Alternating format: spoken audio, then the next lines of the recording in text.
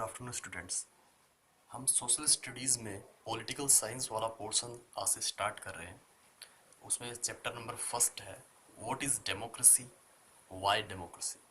What is democracy का मतलब democracy है क्या, उसकी डेफिनेशन के बारे में हम इसके अंदर जानेंगे। उसका मीनिंग क्या है, अलग अलग एस्पेक्ट्स में उसका मीनिंग क्या है वो जानेंगे। व्हाई डेमोक्रेसी, डेमोक्रेसी की आवश्यकता क्यों है हमें, वो सब इस चैप्टर के अंदर हम डिस्कस करेंगे।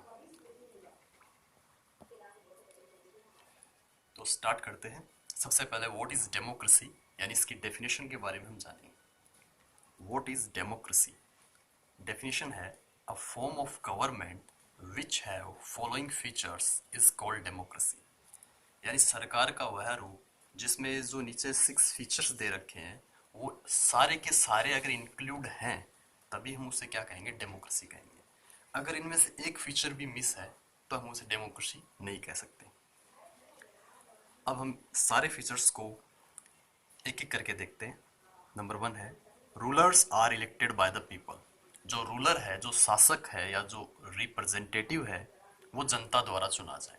यानी हम 18 साल या 18 साल से बड़े जो लोग हैं, जो नागरिक हैं देश के, वो अपने प्रतिनिधि रिप्रेजेंटेटिव्स को डायरेक्टली वोट डालकर इलेक्ट करते हैं। तो यही बात इसने लिखी है। जो रूलर है, मान लीजिए पीएम नरेंद्र मोदी जी हैं, वो रूलर मान लेते हैं उनको एक बार, तो वो जनता के द्वारा ही इलेक्टेड है, यानी जनता ने उन्हें इलेक्ट किया है। First point. सेकंड पॉइंट है such elected rulers take all the major decisions in the government. और जो ये रूलर्स हैं जिन्हें हमें डायरेक्टली या इनडायरेक्टली इलेक्ट किया है, वो मेजर डिसीजंस लेंगे गवर्नमेंट के अंदर, देश की भलाई के लिए, देश के लिए पॉलिसीज बनाएंगे, वो सारे काम ये करेंगे आगे जाकर। Free and fair election offer a choice before the people. स्वतंत्र और निष्पक्ष चुनाव होंगे जिससे कि लोगों के सामने चॉइस अवेलेबल होगी। इसका मतलब क्या है कि चुनाव के अंदर जो इलेक्शन होंगे वो फेयरली होंगे, निष्पक्ष होंगे, कोई भेदभाव नहीं किया जाएगा किसी के साथ, और फ्रीली होंगे, स्वतंत्रता पूर्वक होंगे, देश की जनता को बिना किसी बाउंडेशन के जिसे वो चाहे उसे वो चुन सकते हैं, उनके सामने चॉइस रहेगी। To make a change in the current rulers of government. किस चीज़ की चॉइस रहेगी कि मान लीजिए हमें जो करंट रूलर है वो हमें पसंद नहीं है। ठीक है, मान लीजिए जो करंट रूलर है वो हमें पसंद नहीं है या जो काम कर रहा है वो ढंग से नहीं कर रहा है, तो हमारे पास एक चॉइस होनी चाहिए एक पर्टिकुलर टाइम के बाद में कि हम अपने वोट के द्वारा उस रूलर को चेंज कर सकें। तो चेंज करने के लिए क्या करवाया जाए, इलेक्शन करवाया जाए। तो एक फ्री एंड फेयर इलेक्शन हो जिसमें अगर हम चाहें तो जो रूलर है उसे चेंज भी कर सके। तो हमारे सामने चॉइस होनी चाहिए। ऐसे नहीं कि एक बार जो रूलर बन गया जिंदगी भर बस वही बना रहे, ऐसा नहीं होना चाहिए। All the people irrespective of their social और economic status have equal right to vote. सभी लोग, सभी देश के नागरिक बिना किसी भेदभाव के, सामाजिक भेदभाव भी नहीं होगा और आर्थिक भेदभाव भी नहीं होगा, सबको इक्वल राइट मिलेगा वोट डालने का। यानी सामाजिक भेदभाव का मतलब है वो चाहे किसी भी कास्ट या क्रीड का हो, किसी भी रिलीजन का हो, कोई भेदभाव नहीं होगा, कोई डिस्क्रिमिनेशन नहीं होगा, वो वोट डाल सकता है। उसका इकोनॉमिक स्टेटस चाहे कुछ भी हो, मतलब चाहे वो अमीर हो, मिडिल क्लास हो, अपर क्लास हो, पैसे वाला हो, सबको इक्वल राइट होगा वोट डालने का। फिफ्थ पॉइंट है the government exercises its powers with in the limits defined by the constitution. Constitution ने जो लिमिट्स डिफाइन की हैं उन्हीं लिमिट्स के अंदर रहकर सरकार अपने पावर्स का यूज करेगी। Presence of independent judiciary to ensure the functioning of elected government within the boundaries of law। और एक इंडिपेंडेंट जुडिशरी उपलब्ध रहेगी, यानी न्यायपालिका होगी जो इंडिपेंडेंट होगी, सरकार का उस पर कोई भी दबाव नहीं होगा।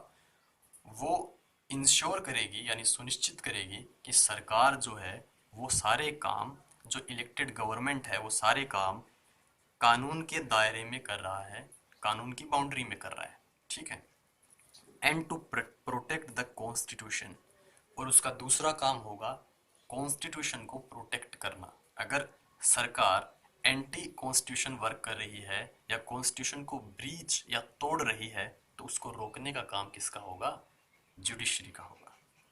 अब जो ऊपर हमने डेफिनेशन पढ़ी है जिसके अंदर ये 6 फीचर इंक्लूड है, उसका हम एनालिसिस करते हैं, ठीक है, विश्लेषण करते हैं। You may argue Y democracy has such a lengthy definition. आप ये आर्ग्यू कर सकते हैं, बहस कर सकते हैं कि भाई डेफिनेशन जो है डेमोक्रेसी की वो इतनी लंबी क्यों है, एक लाइन में क्यों नहीं कह सकते? Can we not express it in few words, क्या हम इसे कुछ शब्दों में नहीं कह सकते? इतना बड़ा कहने की क्या जरूरत है? Like democracy is a form of government in which the rulers are elected by the people. यानी डेमोक्रेसी सरकार का वह रूप है जिसमें रूलर्स जनता द्वारा इलेक्ट किए जाते हैं। ये एक लाइन की डेफिनेशन क्यों नहीं हो सकती? ठीक है, लेकिन ऐसा नहीं हो सकता। नो, नॉट एट ऑल, नहीं, जरा भी नहीं। अब ऐसा क्यों है वो देखें। It is because absence of any one of the above given features. क्योंकि अगर इन 6 फीचर्स में से एक भी मिस है, ठीक है, एक भी अनअवेलेबल है, मींस डिफेक्टिव डेमोक्रेसी। तो वो डेमोक्रेसी कैसी होगी? डिफेक्टिव होगी, ठीक है। Let us examine the need and validity of each of the feature of democracy. अब हम सभी फीचर्स को वन बाय वन एग्जामिन करेंगे। जो ऊपर हमने 6 फीचर्स जो पढ़े हैं उनको हम वन बाय वन एग्जामिन करेंगे कि आखिर इनकी इतनी ज़्यादा ज़रूरत या इनकी इतनी ज़्यादा वैल्यू क्यों है। तो number first, rulers are elected by the people. जो रूलर्स हैं वो कौन इलेक्ट करता है? जनता इलेक्ट करती है। कैसी जनता? जो लोग 18 साल या 18 साल से बड़े हैं। Democracy is the rule of the people of country, यानी देश के लोगों का ही शासन है democracy. In this system all the adult people, man and women दोनों आ गए इसके अंदर, यानी सभी एडल्ट पीपल, चाहे औरत हो चाहे पुरुष हो, ऑफ 18 प्लस ईयर्स, 18 साल से बड़े, elect representative of their defined area to participate in the system of government। तो जो भी रिप्रेजेंटेटिव जिस भी एरिया से या जिस भी क्षेत्र से खड़ा हो रहा है, उस पर्टिकुलर एरिया के अंदर जितने भी लोग रहते हैं वो उस रिप्रेजेंटेटिव को वोट डालेंगे। मान लीजिए पिलानी विधानसभा है, तो पिलानी विधानसभा के अंदर जितने भी लोग रहते हैं, यानी उसके जो पर्टिकुलर एरिया है पिलानी विधानसभा का, जिसमें चिड़ावा है, चिड़ावा के आसपास के गांव जितने भी आते हैं, उसमें रहने वाले सारे लोग जो 18 साल से बड़े हैं, चाहे महिला हो चाहे पुरुष हो, उन रिप्रेजेंटेटिव्स को वोट डालेगी। Hence, the candidate which are holding different responsibilities in the government are in fact the embodied form of people of the country। इसको इजी वे में समझते हैं। Hence का मतलब आता है इस प्रकार, जो कैंडिडेट है, मान लीजिए वो जीत जाता है, तो वह डिफरेंट रेस्पॉन्सिबिलिटीज को होल्ड करेगा। मान लीजिए कोई कैंडिडेट जीता और उसके मंत्री बनाया गया किसी भी विभाग का, मान लीजिए एचआरडी मिनिस्टर बनाया गया या डिफेंस मिनिस्टर बनाया गया, फिनेंस मिनिस्टर बनाया गया, तो उसके ऊपर एक रिस्पॉन्सिबिलिटी दी जाएगी, उसको एक जिम्मेदारी दी जाएगी सरकार के अंदर। और वो रिप्रेजेंटेटिव जो हमने चुन के भेजा है वो वास्तव में क्या है, या वो सारे रिप्रेजेंटेटिव्स वास्तव में क्या हैं? देश के लोगों का मूर्त रूप, एम्बोडाइड फॉर्म होता है मूर्त रूप। अब सारी जनता तो सरकार में जाकर बैठ नहीं सकती, या सारी जनता तो सरकार बन नहीं सकती, तो जनता क्या करती है कि अपना एक रिप्रेजेंटेटिव अपनी ओर से इलेक्ट कर कर गवर्नमेंट में भेजती है या सरकार बनवाती है।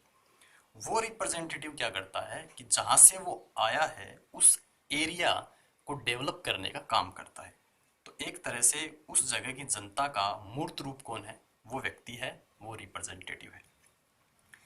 If people have no role in electing these government authorities, अब मान लीजिए कि जनता का कोई रोल नहीं है इन रिप्रेजेंटेटिव्स या अथॉरिटीज को इलेक्ट करने का। जनता का कोई रोल नहीं, जनता ना तो वोट डालेगी ना कुछ और करेगी, अपने आप ही चुने जाएंगे लोग। हाउ कैन यू से इट डेमोक्रेटिक गवर्नमेंट? तो आप ऐसी गवर्नमेंट को डेमोक्रेटिक गवर्नमेंट कैसे कह सकते हैं जहां जनता का कोई रोल ही ना हो? और a government of the people और a rule of the people, आप उसे कैसे जनता की सरकार कह सकते हैं, क्योंकि जनता का तो कोई उसमें रोल ही नहीं है। और कैसे आप उसे जनता का शासन कह सकते हैं, तो आप इसे ऐसे डिफाइन कर ही नहीं सकते। Hence election is the first foremost feature of democracy. अतः जो डेमोक्रेसी के अंदर इलेक्शन जो है वो सबसे महत्वपूर्ण, फोरमोस्ट क्या होता है, महत्वपूर्ण, फीचर यानी गुण। तो डेमोक्रेसी का सबसे फोरमोस्ट फीचर क्या है, जनता द्वारा अपने रिप्रेजेंटेटिव को इलेक्ट करना। A government formed without the participation of all the adult people of the country in the process of electing their rulers। मान लीजिए एक सरकार बन जाए विदाउट द पार्टिसिपेशन, बिना किसी पार्टिसिपेशन के, of all the adult people of the country, देश के जितने भी एडल्ट पीपल हैं उनके बिना पार्टिसिपेशन के ही सरकार बन जाए। In the process of electing their rulers can never be termed a democratic government. तो ऐसी स्थिति में जो सरकार बनेगी उसे हम डेमोक्रेटिक गवर्नमेंट नहीं कह सकते। ठीक है, तो ये दो पिक्चर्स दे रखी है आपको, जो एक पोलिंग बूथ की है जहाँ पर लोग वोट डालने के लिए जाते हैं। तो आज हम सिर्फ पहले फीचर के बारे में डिस्कशन करेंगे। आगे के जो 5 फीचर, रिमेनिंग 5 फीचर्स हैं, उनको हम नेक्स्ट वीडियोस के अंदर 1 बाय 1 डिस्कस करेंगे। आज का वीडियो वैसे भी काफ़ी लेंथी हो गया है। ठीक है, तो इसको लेकर आपका अगर कोई क्वेरीज हो तो आप कमेंट बॉक्स के अंदर डायरेक्ट पूछ सकते हैं, या जो आपका ग्रुप एडमिन है क्लास का, उनके थ्रू भी आप मुझसे पूछ सकते हैं जो भी क्वेश्चन आपके मन में हो। Thank you.